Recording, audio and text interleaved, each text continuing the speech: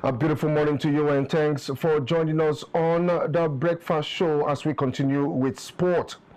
9-time Nigerian champions, 2 times CAF Champions League, Enyimba International FC have appointed Cameroonian coach Emmanuel Deschamps as their head coach, making him the club's 4th coach in the last 2 years. Now, Deutsch appointment was confirmed on Monday by the Abia State Commissioner for Information, Oke Kanu. The former Sunshine Stars gaffer replaces DG, who spent just 8 days in charge of the Aba-based club. Ayeni had worked behind the scene since last year following a contractual dispute between Enyimba and the head coach Stanley Eguma.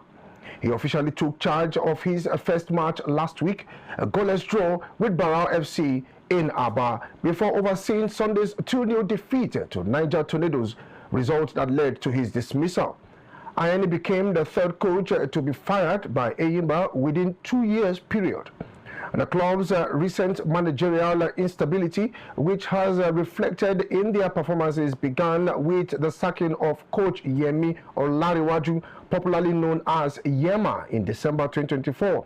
Yema had taken over from a mentor, Finidi George, who left the role after being appointed Super Eagles head coach. Both men guided Enyimba to their 9th Nigerian Premier Football League title in 2023. Yema was first appointed on an interim basis in May 2024 before being handed the role permanently in September of the same year. However, his tenure lasted only until December 2024 when he was replaced by former Rivers coach Stanley Eguma. Eguma's resign was plagued by inconsistency in the league, culminating in Enyimba's elimination from the CAF Confederation Cup and a 6th place finish in the 2024-2025 NPFL season. He was relieved of his duty in November 2025. He was subsequently replaced by Ayeni, whose brief spell paved way for the appointment of Deutsch. Now, he has been tasked with stabilizing and repositioning the club after 22 matches this season. Enyimba sits 12th on the NPFL table with 27 points, just 3 points above relegation zone. Now, the next fixtures is an away clash against 2nd place Nasarawa United, the Solid Miners. Now, still in Abia, Imama Amapakapo, head coach of Abia Warriors, has played down his team's 2-1 home defeat to visiting Nasarawa United in Sunday's 2025-2026 NPFL Match 22 clash at the Umuahia Township Stadium. And the former Nigerian junior international goalkeeper also refused to blame any of his players, including his goalkeeper, for what has gone down as Abia Warriors' first home defeat of the current campaign. Instead, Amama Pakabo told solace in the fact that such setbacks are part of football. Now, recalling that his side have already secured 5 away victories this season, Amapakabo noted that with 16 games still left on the fixtures, a total of 48 points remained available, leaving room for major shift on the NPFL table. Now, he urges calm, back the players despite the defeat. The Warriors boss stressed that one disappointing result would not define his team's campaign of the season, praising their impressive away form so far. Now, Chukwemeka Obioma had earlier put Abia Warriors ahead in the 42nd minute, heading home Ekpene's Ogocha's cross. However, Habibu Alakija equalized for Nasarawa United before Estefanus Goma netted the winning goal for the Solid Miners 10 minutes after the restart. Now, he reserved special praise for Nasarawa United's 2nd goal. He also praised Nasarawa goalkeeper in the person of Darlington Vunda. Abia Warriors coach insisted there's much to be blamed for ahead of the next fixtures. So let's see how that will go as Abia Warriors tend to retain or probably stay in the top 3 of the NPFL this season. Now we come back to Abuja, where the Director General of the Nigerian Sports Commission, in the person of Bukola Olopade, in an exclusive interview with Footy Africa, has stated the country is happy with the Super Eagles head coach Eric Chelle and expert discussions over a new contract to begin shortly. Olopade revealed he had already held talks with Chelle, whose current deal with the Nigerian Football Federation, NFF, has only a few months left to run. According to him, he said, and I quote, "I had dinner with him 2 days ago at my house in Abuja. I am not the NFF president, but we operate with a collaborative approach.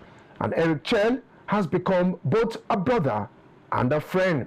That same night, I called the NFF president, and hopefully by Tuesday on Wednesday, we will all sit down together," said Olopade. Meanwhile, former Nigerian captain and head coach Sunday Oliseh recently criticized celebrations, probably celebrating around the third place finish, calling it a mediocrity, and questions Victor Osimhen's conduct during the semi-final defeat by the Atlas Lions of Morocco. We took that interview before. Let's take that interview again. Sunday Oliseh. Let's look at the pitch and the toxicity that might have cost us this AFCON title. We are confusing talent with license. Victor Osimhen is world-class, but talent is not a license to destroy team chemistry. Look at the evidence. Since that public outburst against Ademola Lookman, one of our brightest lights, Lookman became a shadow of himself, and we lost the bite. When you publicly diminish your teammates, you break their spirit. You destroy the very confidence a team needs to survive a semi-final. Against a team as tactically sharp as Morocco, we needed our best players at 100%. Statistically, Ademola Lookman was the most dangerous player in the tournament until that public verbal abuse broke his focus. You cannot expect a playmaker to perform miracles on the pitch when he has been demoralized by his own teammate. The conflict did its damage. We didn't just lose a game, we lost the psychological edge we needed to win. What is worse, and frankly, what is most dangerous for our football, is the fan culture that now tolerates this. We have reached a point where anybody who dares to point out the truth is immediately attacked or threatened online by a mob of followers. We are breeding a culture of entitlement where the player is treated as a god and the nation is treated as an afterthought. When did it become a crime to demand discipline? Scoring goals for Nigeria doesn't give you a license to disrespect certified legends like Finidi George or Victor Ikpeba.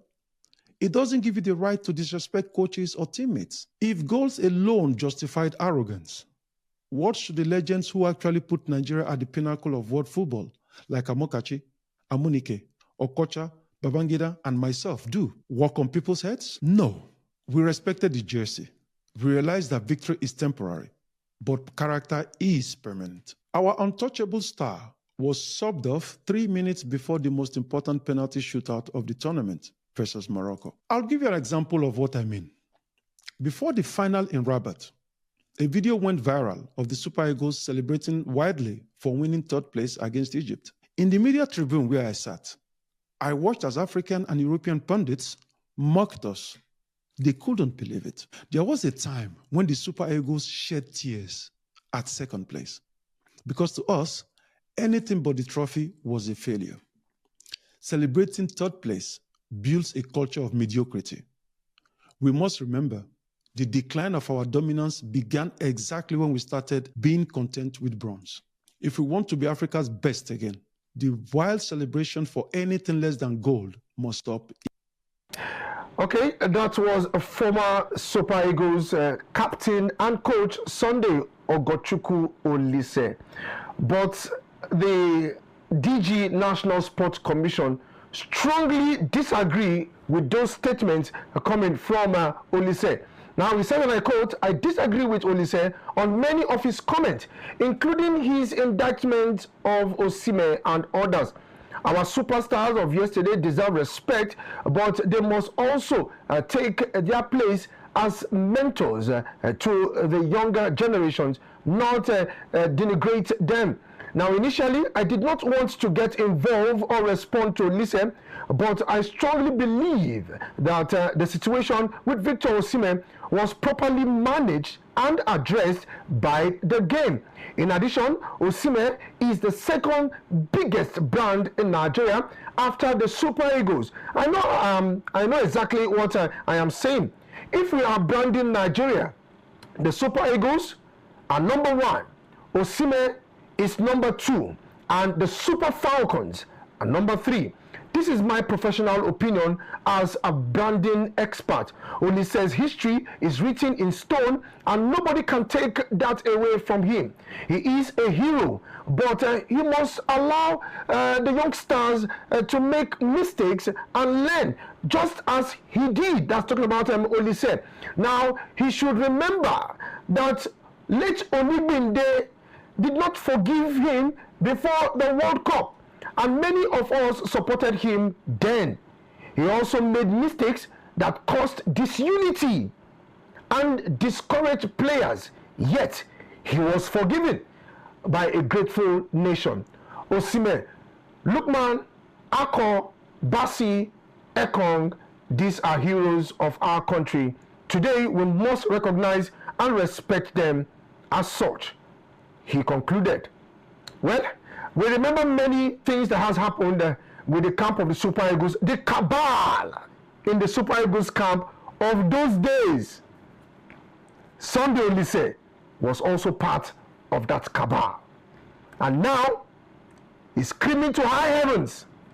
He talked about mob of fans on social media, when I'm sure he has taken the backlash of that one. Well, still with the Super Eagles, we'll talk about one man standing between the sticks in the person of Chief Stanley Nwabali. I call him Chief because the title Chief. Now, the Tanzanian giant, that's a club in Tanzania, Simba, have opened discussions over a potential move for Nigeria's goalkeeper Stanley Nwabali as they look to reinforce their squad following an injury to first-choice shot-stopper Musa Kamara. Now, the 29-year-old who plays for South African Premiership side Chippa United is in the final 6 months of his contract and is eligible to enter pre-contract negotiations with foreign clubs. Now, according to Footy Africa, as they reported, that Simba are exploring their possibility of bringing Nwabali to Dar es Salaam either during the current window or on a free transfer at the end of the season, although no agreement has been reached. Now, Simba's interest has been accelerated by Kamara's knee injury, which prompted the club to move quickly to sign Mohamedou Tanja Kasila from Niger's AS Fan. Now, the club are reportedly considering, deregistering Kamara to accommodate the new foreign signing, a situation that has frustrated the Guinea international, who has asked for the remaining 6 months of his contract to be terminated. Now, in their search for a longer-term solution, Simba identified Nwabali as a prime target, although formal negotiations with his club have yet to begin. Nwabali's profile has continued to rise following his performance for Nigeria, most notably at the 2025 African Cup of Nations, where he kept 4 clean sheets in 7 matches as the Super Eagles secured a bronze medal. Now, to women's football, head coach of Nigerian under-20 female team, the Falconets, Moses Aduku, has expressed satisfaction with the progress of Nigeria's under-20 girls, the Falconets, as the 2-time FIFA World Cup silver medalists continue preparations for the 3rd round FIFA under-20 Women's World Cup qualifying fixtures against Senegal. Now, the past weeks spent in camp have been productive, with all invited players fully present and responding positively to training.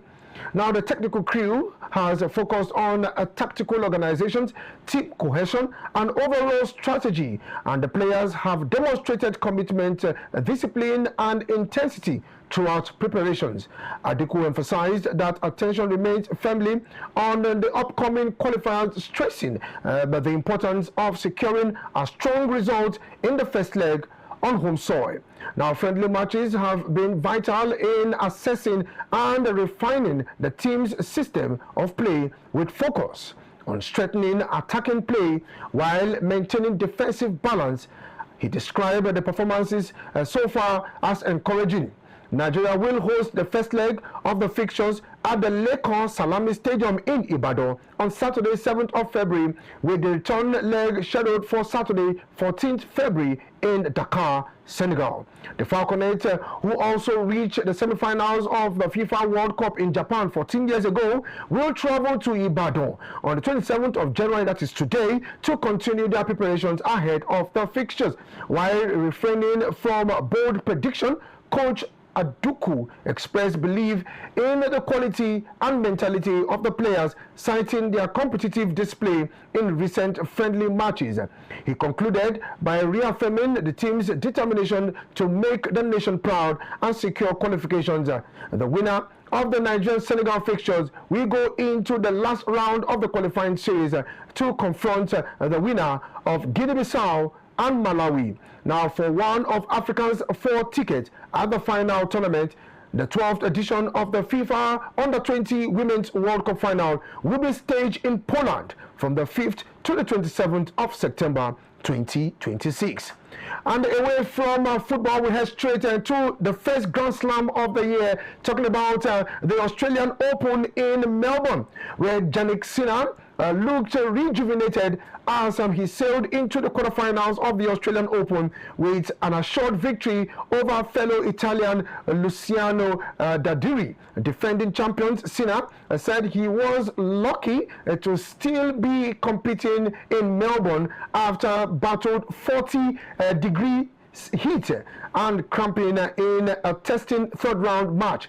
Now, only coming off court and having the roof pulled over saved Sinner from a shock defeat by Americans world number 85 Elliot Spinziri on Saturday. But the second seed looked fresher against an injury hampered Danderi as he surged through the opening 2 sets, dropping just 4 games. Now, there were still some signs of fatigue, and Sinner appeared to fade late in the 3rd set when Danderi put up more resistance to force a tie break. But the 4-time major winner managed up the level to secure 6-1, 6-3, 7-6, 7-2 win, his 18th successive victory at Melbourne. Now, Sinner will face American 8th seed Ben Shelton in the last 8. The Italian is bidding to become just the second man after Novak Djokovic to win 3 successive Australian Open titles. Meanwhile, extreme heat impacted the Australian Open again on Tuesday. That's talking about this morning, with the tournament reaching its maximum heat stress rating. Now, temperature in Melbourne reached 42 degrees Celsius and could reach a high of 45 degrees. The stage of the wheelchair event featuring British defending champions Humphrey Howitt, Gordon Reid and Andy Loughlin has been postponed until Wednesday. Now, play on the outside court where the junior matches are taking place has been moved forward to 9 local time, that's 22 hours GMT, and were completed before the highest temperature arrived. Now, the 4 singles quarterfinals, which include world number 1 Carlos Alcaraz and Aryna Sabalenka, and various doubles matches take place on Road Lever Arena and Margaret Court Arena, both of which have a retractable roof. Sabalenka won 6-3, 6-0 over Ivan Dovic on lava. Took place without a roof on, but it was closed for Alexander Zverev match against Lena Tina. Well, time is now a friend to bring you Formula One, talking about the new car race. Yes, the new car's already available and is already being tested ahead of the season. Talking about the Formula One. But this is where we blow the final whistle on Rapid Sport highlights on the breakfast show this morning. I hand over the baton to Mata and Victor Ake as they will come in for our next discussion precisely at about 9 a.m. Do have yourself a wonderful day ahead. I am Ijoma Victor. Good morning.